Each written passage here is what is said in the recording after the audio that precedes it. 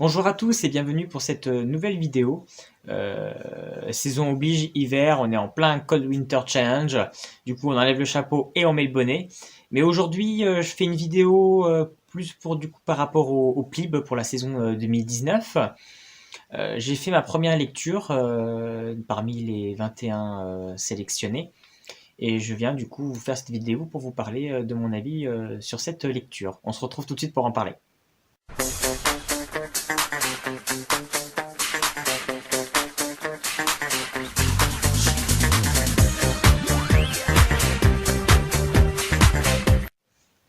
Donc pour commencer mes lectures du coup des livres du PLIB 2019, j'ai commencé par Terre de brume de Cindy Valwinder.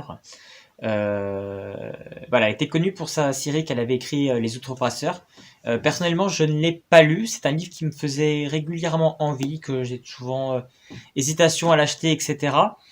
C'est vrai que voilà, c'est un livre que j'entends beaucoup parler, qui a un grand succès. Je pense que c'est ça qui a fait que son nouveau titre, Terre de brume, soit placé directement dans les 21, car beaucoup ont aimé et du coup ont été inspirés et ont voulu découvrir son nouveau titre.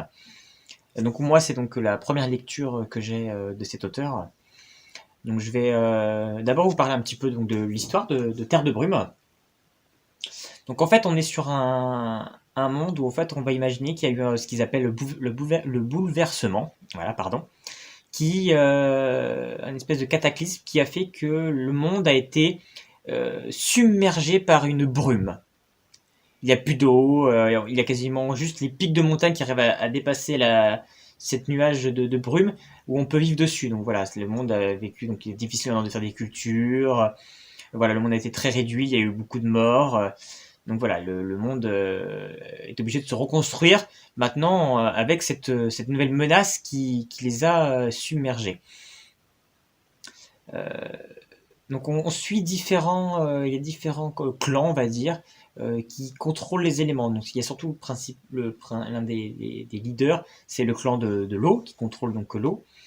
Mais il faut savoir que dès qu'ils utilisent donc ces prêtres qui utilisent prêtres et prêtresses qui utilisent les pouvoirs des éléments, dès qu'ils utilisent le pouvoir lié à leur don, ils créent en fait de la brume qu'ils doivent stocker à l'intérieur d'un matériau qui arrive lui à canaliser la brume, parce que voilà, il ne faut pas répandre encore plus de brume dans le monde. Donc on suit au début Hera, une prêtresse de l'eau, et on va suivre de l'autre côté Intisar, qui sera une prêtresse du feu. Et en fait, chaque Intisar a une particularité en plus par rapport aux autres prêtre et prêtresse de son clan, c'est qu'elle a le pouvoir quelque part en fait de sortir l'âme de son corps et aller dans le monde des esprits, voir les morts. Et elle va se rendre compte, elle va voir au loin de son clan, elle va voir une espèce de grande vague de brume qui part vers le clan de l'eau. Et elle va vouloir aller les prévenir, les informer de la menace qui plane sur eux.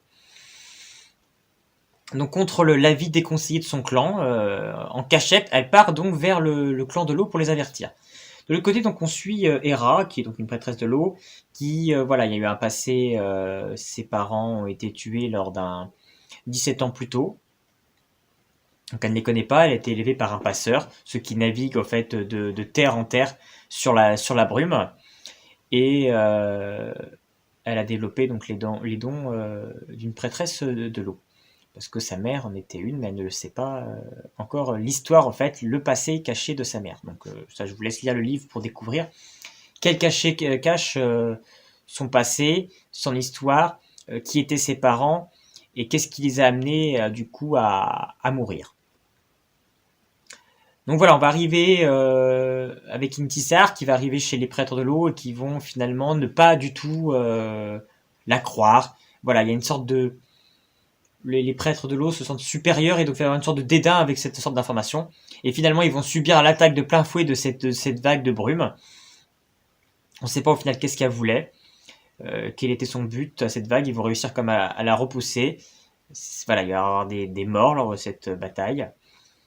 Et tout là va découler une histoire avec Intisar et Hera qui vont finalement se rapprocher au fil de ces aventures et de leur quête pour finalement découvrir l'origine de cette vague et qui en tient les manettes derrière.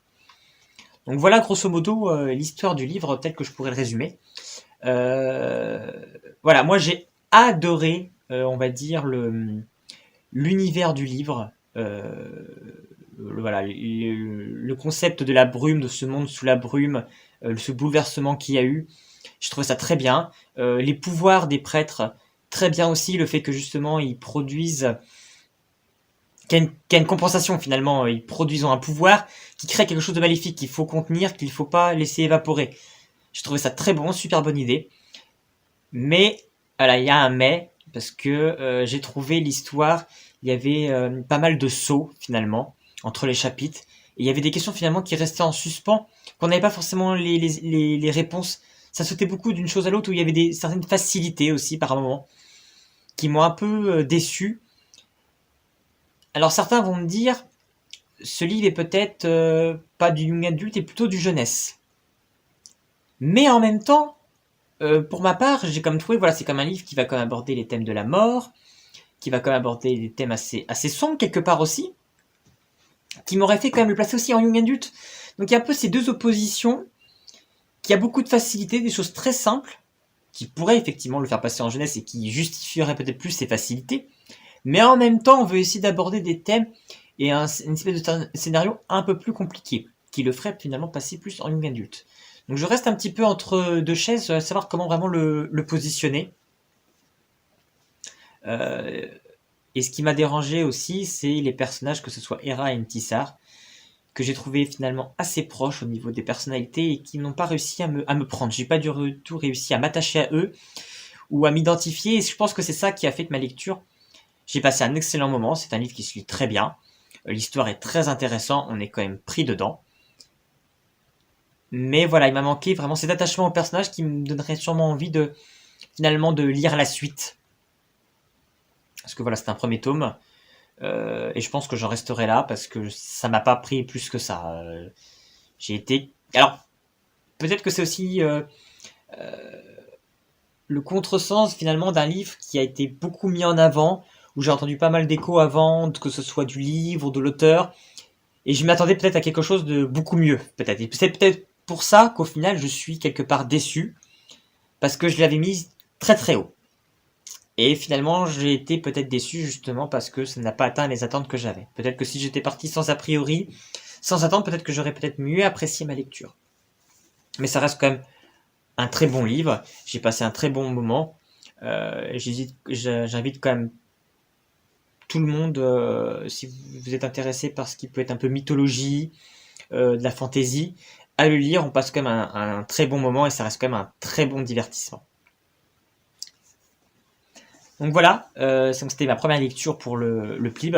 Je vais en commencer d'autres d'ici les semaines à venir. J'espère pouvoir en lire le maximum pour pouvoir faire un vote le plus complet possible au moment des votes. Je voulais en profiter aussi parce que c'est sans doute ma dernière vidéo de l'année. Je vous souhaite à tous de passer des bonnes fêtes de fin d'année. Et puis on se retrouve donc très vite l'année prochaine.